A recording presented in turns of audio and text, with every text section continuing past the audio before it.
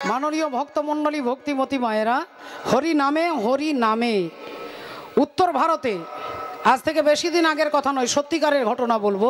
৭০-৭২ বছর আগে মাননীয় ভক্তমণ্ডলী ভক্তিমতী মায়েরা, ও মা, উত্তর ভারতে একজন ভক্ত ছিলেন, আর সেই ভক্তের নাম হচ্ছে ভোলা। তার মা নেই, বাবা নেই, দাদা নেই, দিদি নেই, ভাই নেই, কেউ নেই। রাধে রাধে। মাননীয় ভক্তমণ্ডলী ভক্তিমতী মায়েরা, সংসারে কেউ নেই, একা একা থাকে। কি করে সংসার চলে? কারো বাড়িতে বিয়ে বাড়ি হলে বিনা নেমন্তন্নে চলে যায়, কারো ছেলের অন্নপ্রাশন হচ্ছে বিনা নেমন্তন্নে চলে যায়। সেখানে গিয়ে এমনি এমনি খেয়ে দিয়ে চলে আসে না, সেখানে গিয়ে ঝাড়ু দেবে, জল এনে দেবে, পাতা এনে দেবে, আর বিনিময়ে তাকে শুধু খেতে দিতে হবে।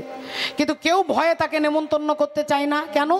বলে নেমন্তন্ন করলেই কম করে ৭০ থেকে ৮০টা লুচি খাবে মাগো, ৭০ থেকে ৮০টা লুচি খাবে, ১৫০টা রসগোল্লা খাবে, তারপরে তরকারি অন্ন টন্ন এসব তো আছেই, বুঝতে পারছেন ওমা। এখন সেই ভোলাকে কেউ আর ডাকে না। যদি সে চলে যায় বিনা নেমন্তন্নে, ঘাড় ধাক্কা দিয়ে বার করে দেয়। একদিন মনের দুঃখে ভোলা গ্রাম ছেড়ে চলে যাচ্ছে, গ্রাম ছেড়ে হাঁটতে হাঁটতে চলে যাচ্ছে সোজা, আর যেতে যেতে অন্ধকার হয়ে গেছে। একটা জায়গায় ঘন্টা বাজছে। ভোলা গিয়ে সোজা এই ভেতরে ঢুকেছে, দেখছে একটা বিরাট বড় আশ্রম, আশ্রমের মহারাজ বসে আছে। ভোলা গিয়ে পা দুটো ধরেছে, বাবাজি বাবাজি বাবাজি, ও বাবাজি। কে রে বাবা তুই? কে? বাবাজি আমার নাম ভোলা। তা কি চাস তুই? বাবাজি আমাকে আপনার আশ্রমে থাকতে দিন। ও বাবাজি আমাকে আপনার আশ্রমে থাকতে দিন না। বাবাজি বলে উঠলেন, তুই আমার আশ্রমে থাকবি, কি করবি? বাবাজি আপনার আশ্রমে সব কাজ করব, ঝাড়ু দিয়ে দেব, বাসন মেজে দেব, কাপড় কেচে দেব, বাজার করে দেব, কাঠ এনে দেব, আপনি যা বলবেন তাই করে দেব, কিন্তু বিনিময়ে ১ টাকাও দিতে হবে না, শুধু পেট ভরে খাবার দিলেই চলবে। বাবাজি বললেন, ঠিক আছে বেটা, চলবি, চল, ঠিক আছে, তুই যত খাবি তোকে খাবার আমি দেব, পয়সা কিন্তু দিতে পারবো না বাবা। কারণ আশ্রমে খাবারের কোনো অভাব নেই, লুচি আছে, মিষ্টি আছে, সুজি আছে, যা চাইবি তাই দেব। এখন ভোলাও প্রাণ ভরে কাজ করে, আর গুরুদেব তাকে নিজের আসনে বসিয়ে পেট ভরে খেতে দেয়। প্রাণ ভরে সে কাজ করে, আনন্দে কাজ করে, আর তাকে পেট ভরে খেতে দেয়। কত লুচি খাবি খা, কত রসগোল্লা খাবি খা। এভাবে চলতে চলতে 2 দিন, 10 দিন, 12 দিন, 14 দিন, 15 দিন পেরিয়ে গেছে। এইবার নির্জলা একাদশীর দিন এসেছে বাবা। নির্জলা একাদশী, আশ্রমে সবাই একাদশী করে। রাধে রাধে। নির্জলা একাদশী, হরি বল, হরে কৃষ্ণ উলুধ্বনি হবে। নিতাই গৌর প্রেমানন্দে, হরি হরি বল, হরি বল, হরি বল, হরি হরি।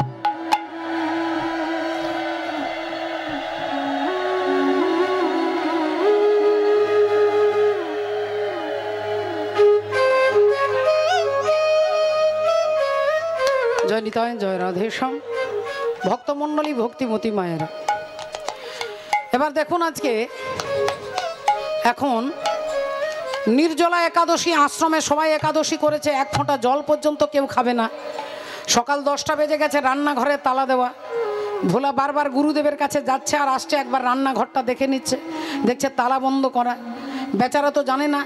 এখন গুরুদেবের কাছে গিয়ে বলছে, গুরুজি গুরুজি আজকে রান্না হবে না, আজকে কোনো রান্না হবে না। গুরুজি কানে আঙ্গুল দিয়ে বলছে, শ্রী বিষ্ণু শ্রী বিষ্ণু শ্রী বিষ্ণু। আজকে নির্জলা একাদশী রে বাবা, আজকে জল খেতে নেই, আজকে জল খেতে নেই। ভোলা বললেন, ঠিক আছে গুরুদেব, আজকে জল খাবো না, পেট ভরে ভাত খেলেই চলবে। আজকে গালে অমনি একটা ঠাস করে চড় মেরে বলছে, পাজি হত ছাড়া ছেলে, আজকে নির্জলা একাদশী, জল খেতে নেই, আর বলছে ভাত খেলেই চলবে। আজকে ভাত খেতে নেই, মুড়ি খেতে নেই, চিড়ে খেতে নেই, খাওয়া যাবে না। যেই এ কথা বলেছে, ভোলা পা দুটো ধরেছে, গুরুজি গুরুজি আমি মরে যাব, গুরুজি আমি মরে যাব, গুরুজি আমি না খেয়ে থাকতে পারি না, গুরুজি আমি মরে যাব, আমার কিছু খাবারের ব্যবস্থা করে দিন। গুরুজি মনে মনে চিন্তা করছে, এ তো কোনোদিন একাদশী করে না, কিছু তো জানে না, তাহলে দুম করে কিছু সব খাবার বন্ধ করে দিলে শরীর খারাপ করবে। বলেন, ঠিক আছে শোন বাবা, শোন শোন, এক কাজ কর, তোকে 250 আটা দিচ্ছি, 250 আলু দিচ্ছি, একটু ঘি দিচ্ছি, একটু গুড় দিচ্ছি, এইগুলো নিয়ে গিয়ে আশ্রমের বাইরে ওই জঙ্গলে দুটো পাথর দিয়ে উনুন তৈরি করবি, রুটি করবি, আলু সেদ্ধ করবি, রুটিতে ঘি মাখাবি, গুড় দিবি, তারপরে তুলসী পত্র দিয়ে রঘুনাথকে রামচন্দ্রকে নিবেদন করে তারপরে খাবি। যা। ভোলা এখন আটা এনেছে, আলু এনেছে, রুটি করেছে, ঘি দিয়েছে, তুলসী পত্র দিয়েছে, আর ভাবছে আমি যেরকম গপ গপ করে খাই রামচন্দ্র সেরকম খাবে। পাতাটা নিয়ে ডাকছে, রাজা রাম আইয়ে সীতা রাম আইয়ে মেরে ভোজন কা ভোগ लगाइए। राजा राम आइए सीता राम आइए मेरे भोजन का भोग लगाइए। राम आइए सीता राम आइए मेरे भोजन का भोग लगाइए। मेरे भोजन का भोग लगाइए। मेरे भोजन का भोग लगाइए। मेरे भोजन का भोग लगाइए। राजा राम आइए सीता राम आइए मेरे भोजन का भोग लगाइए। राजा राम आइए सीता राम आइए मेरे भोजन का भोग लगाइए। এখন কেঁদে কেঁদে ডাকছে রামচন্দ্রকে, আরে তুমি আসছো না কেন? কখন থেকে তোমাকে ডাকছি, তোমার কি খিদে তৃষ্ণা বলে কিছু নেই? আমি তো মরে যাচ্ছি, তুমি আসছো না কেন? আরে আসবে তো নাকি? কেঁদে কেঁদে 40 মিনিট ধরে কেঁদে কেঁদে ডাকছে, আর 40 মিনিট পরে ভগবান রামচন্দ্র সীতা দেবীকে নিয়ে চলে এসেছে। যেই সীতা দেবীকে নিয়ে এসে দাঁড়িয়ে গেছে, অমনি ভোলা বলে উঠলো, কি ব্যাপার, তোমাকে একা ডেকেছি, তুমি তোমার বউকে এনেছো কেন?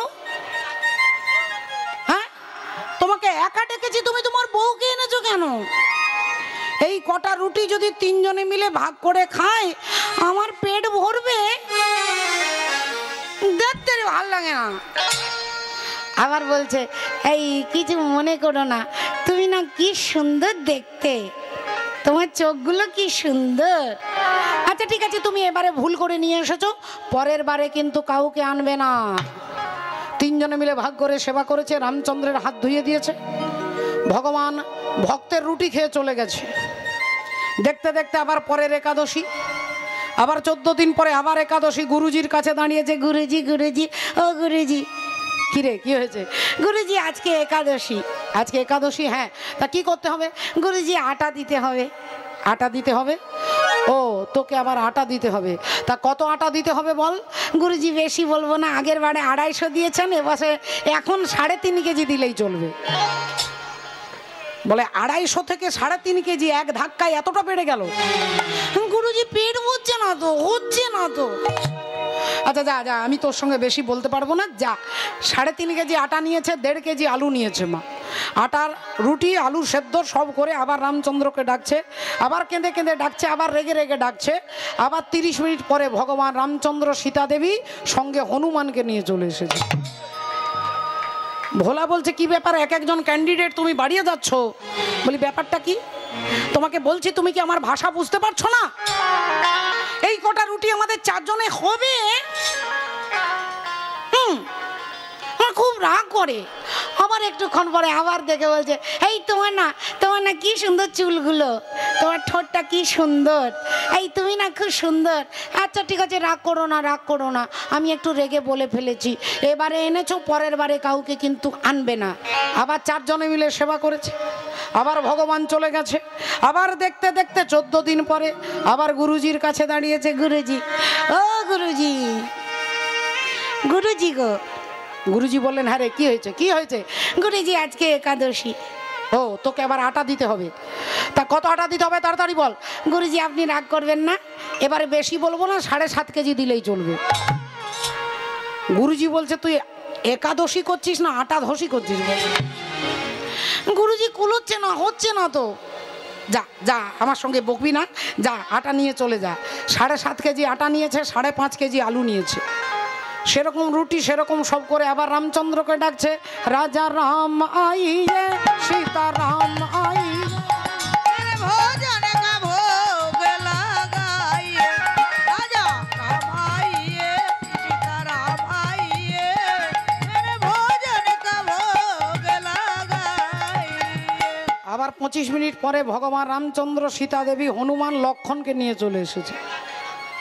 এইবার ভোলা আজকে কিছু বলেনি, খুব রেগে আছে, মনে মনে খুব রেগে আছে। বললেন, আচ্ছা আমি বুঝি কিছু বুঝছি না, আমার মনে হয় বুদ্ধি নেই, আমি এবারে তোমাকে কিচ্ছু বলবো না, পরের একাদশীতে মজা দেখাবো।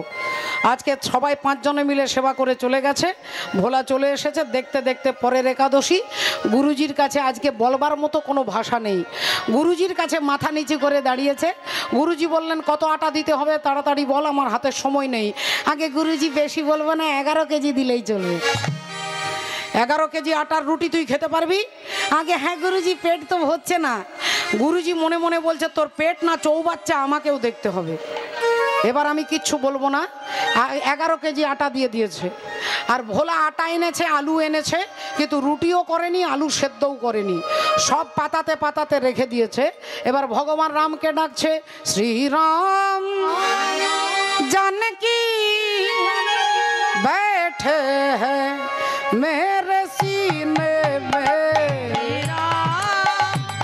जानकी बैठे मेरे सीने में, श्री राम जानकी बैठे हैं मेरे सीने में, जानकी बैठे मेरे सीने में, राम बैठे मेरे सीने में।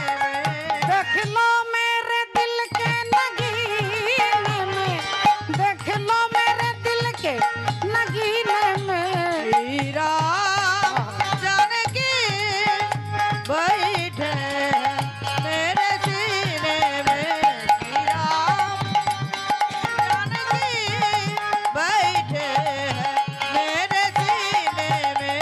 मुझको कीर्ति न वैभव न जस चाहिए, राम के नाम का मुझको रस चाहिए।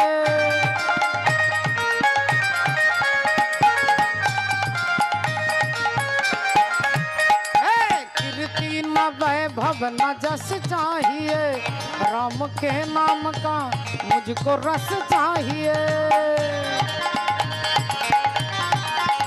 सुख मिले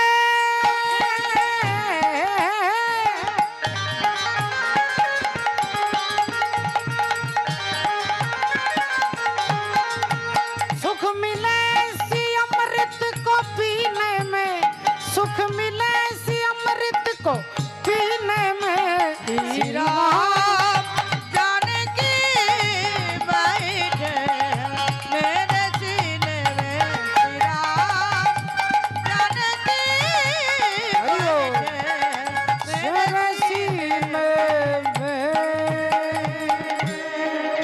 ভগবান রামচন্দ্র, সীতা দেবী, হনুমান, লক্ষণ, ভরত, শত্রুঘ্ন, টোটাল ফ্যামিলি নিয়ে ভগবান চলে এসেছে। বাবু এসে দেখছে আটা পড়ে আছে, আলু পড়ে আছে। বললেন, ভোলা আজকে তুমি আমার জন্য রুটি করনি, আলু সেদ্ধ করনি?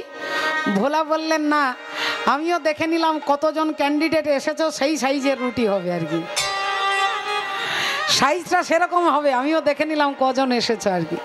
তবে আজকে আমার দ্বারা রুটি করা সম্ভব হবে না, আমি রুটি করতে পারবো না। ভগবান রামচন্দ্র বললেন, আজকে তোমাকে রুটি করতে হবে না, যাও শীতে তুমি রুটি করে দাও। মা সীতা দেবী রুটি করছে, লক্ষণ ঠাকুর কাঠ এনে দিচ্ছে, হনুমান বিলে দিচ্ছে। আর ভোলা এখানে বসে গাছের তলায় বসে গুরুদেবের দেওয়া মন্ত্র, বীজ মন্ত্র জপ করছে। 1 ঘন্টা পরে গুরুদেব এসেছে, দেখছি 11 কেজি আটার রুটি কেমন খাচ্ছে, আমিও দেখব। গুরুদেব এসে দেখছে গাছের তলায় ভোলা বসে আছে। কিরে এই ভোলা, আরে রুটি করিসনি, আলু সেদ্ধ করিসনি, 11 কেজি আটা নিয়ে এলি? অমনি ভোলা বলে উঠলো, না গুরুজি, আজকে আমি বলে দিয়েছি আমি পারবো না। তুই পারবি না? তাহলে কে রুটি করবে? না গুরুজি, ওই যে মা সীতা রুটি করছে। আর যেই বলেছে অমনি গুরুদেব চিৎকার করে বলে উঠল, এই আমার সঙ্গে তুই রসিকতা করছিস?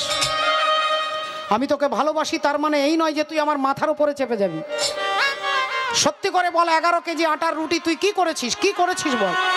গুরুজি, আমি তো বলছি আমি রুটি করতে পারবো না, তাই আমি পারবো না বলে মা সীতা রুটি করছে, ওই তো দেখুন না, হরি হরি বল, হরি দেখুন না, ওই তো দেখুন না। আর গুরুদেব চারিদিকে তাকাচ্ছে, কোথায়?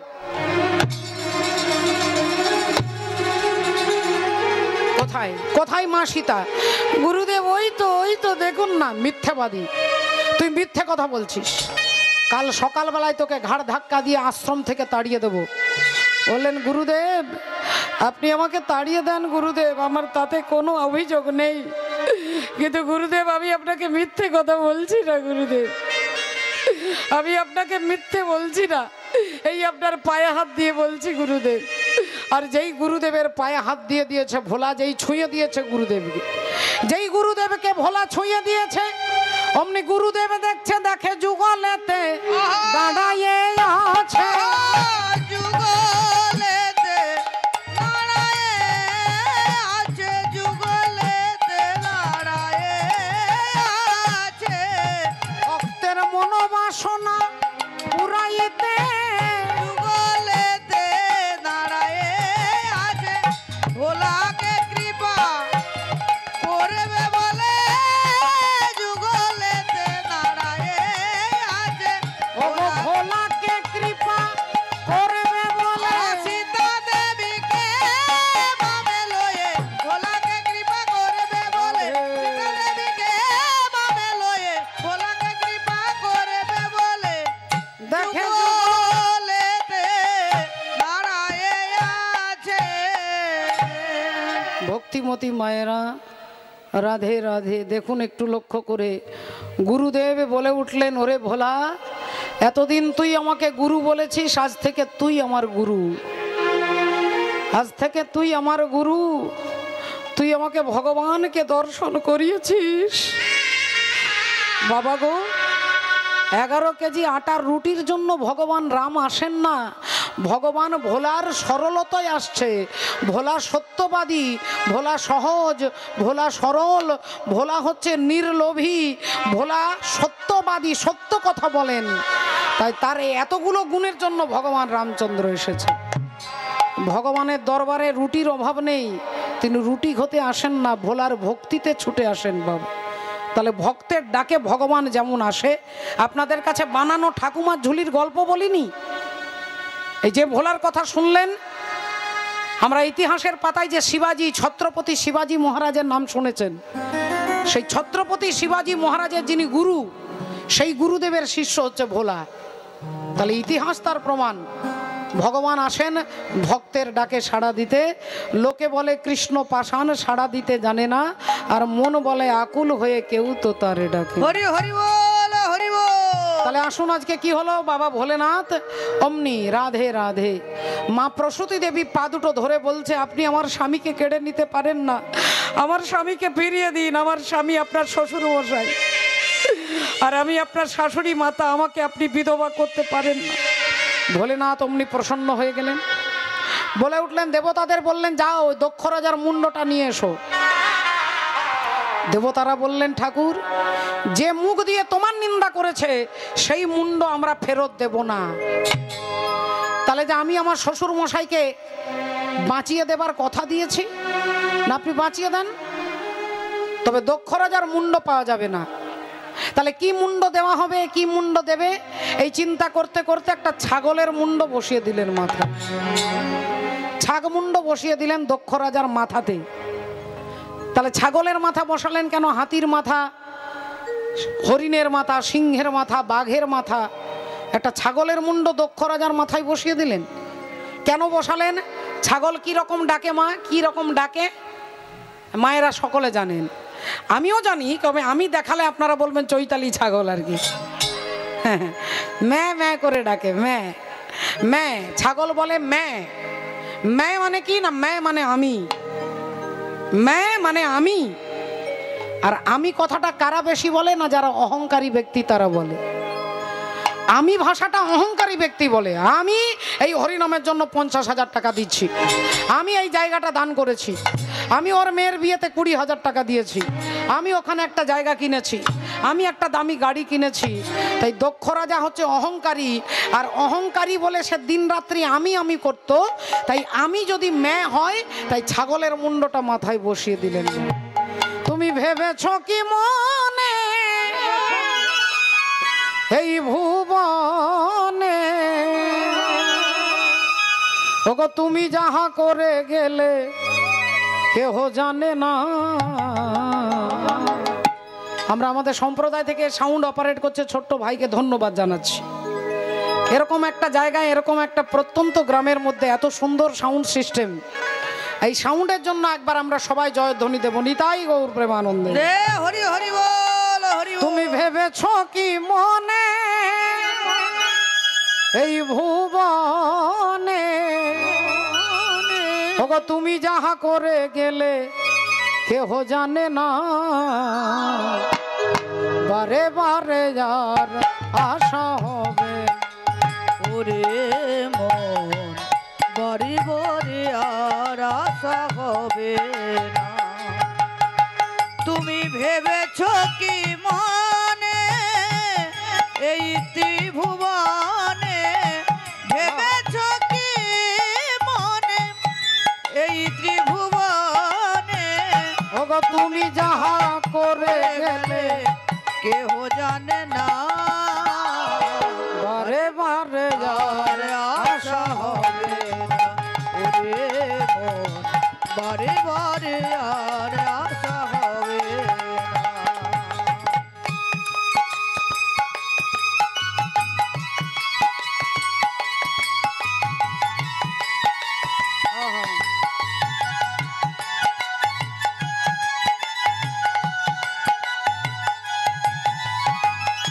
তুমি যাহা করে গেলে আসিয়া হে থাই, দেখো চিত্রগুপ্ত লিখিয়া রাখিলেন খাতায়।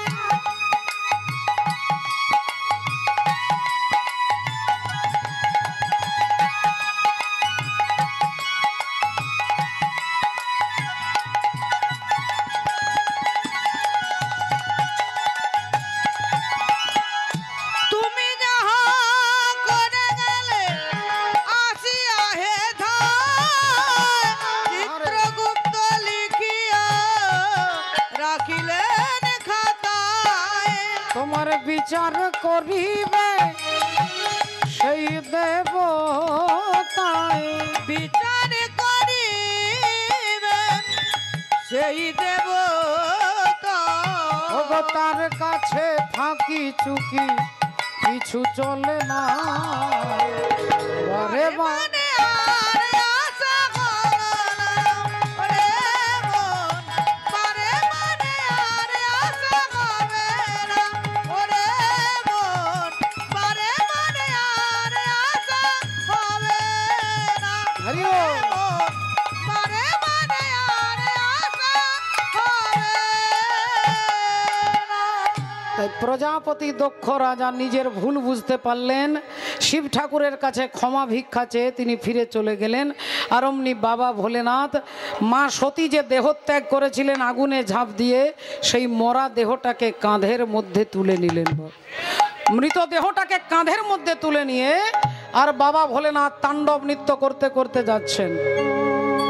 जटाटवी गलत जलत प्रवाह पावि गस्थले गले बलम बलंबित भुजंग तुंग मालिक डमट डमट डमट डम इना डमर जमर जबम चकार चांड तांडव तनोतु न शिव शिवम शिवम जटाकटाह संभ्रम भ्रम निलिम्प निर्जरे बिलोल वीचि वल्लरी विराजमान मूर्धनि धगत धगत धगत धगत ललाट पट्ट पावक किशोर चंद्रशेखर रति प्रतीक्षण मम धराधरेन्द्र नंदिनी विलास बंधु बंधुर सुरत दिगंत पानर दिगंत पात पातर धगत धगत धगत धगत ललाट पट्ट पावक किशोर चंद्रशेखर रति प्रतीक्षण मम मम ओम नमो शिवाय, ओम नमो शिवाय, हर हर नमः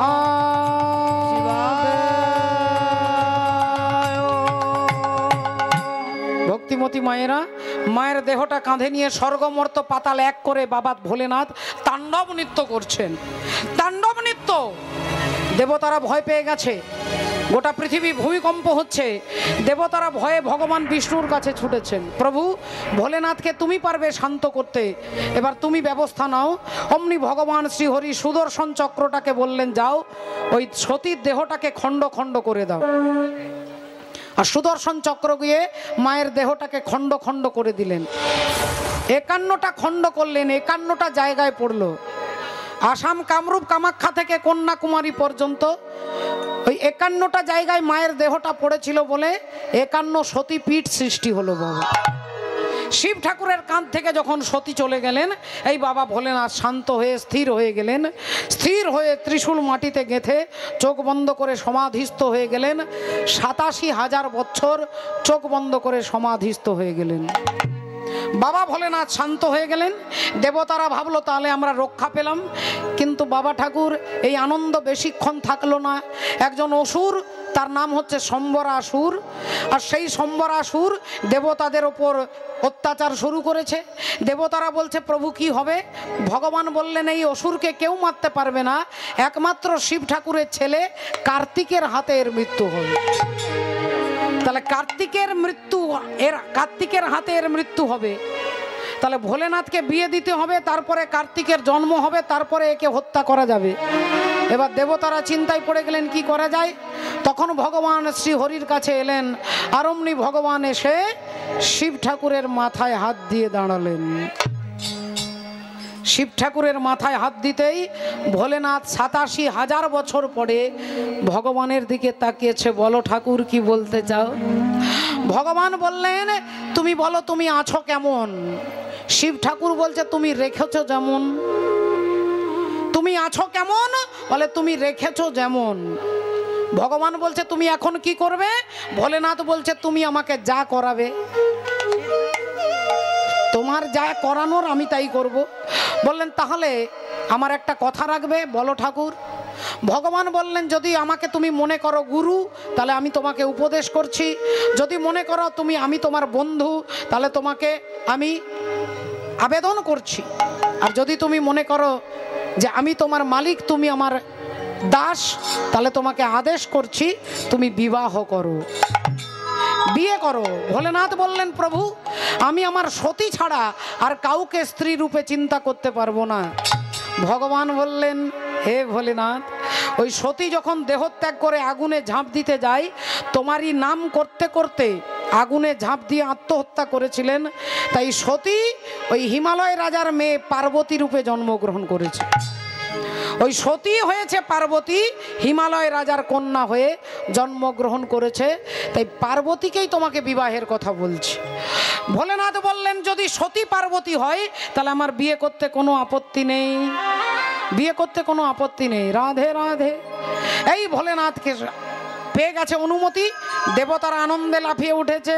চরণ ধুলি ছাড়া চাই না কিছু আমি, চরণ ধুলি ছাড়া চাই না কিছু আমি, থেকো মোর হৃদয়েতে প্রভু সদা তুমি।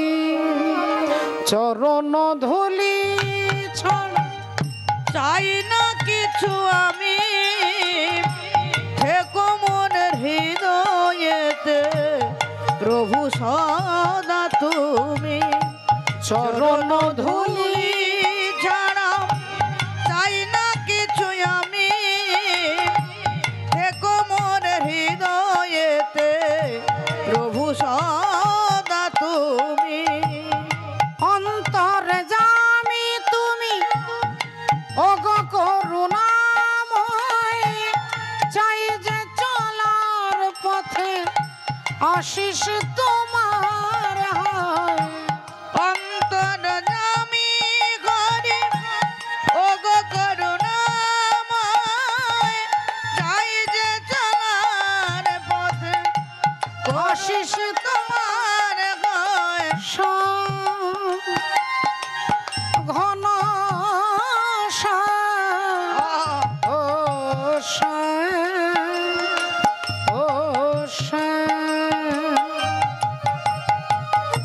অগতির গতি তুমি অন্তর জামি,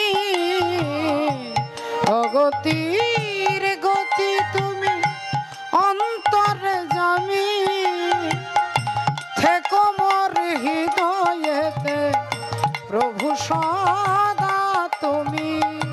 চরণ ধুলি ছাড়া চাই না কিছু আমি, থেকো মোর হৃদয়েতে প্রভু সদা তুমি, প্রভু সদা তুমি, প্রভু সদা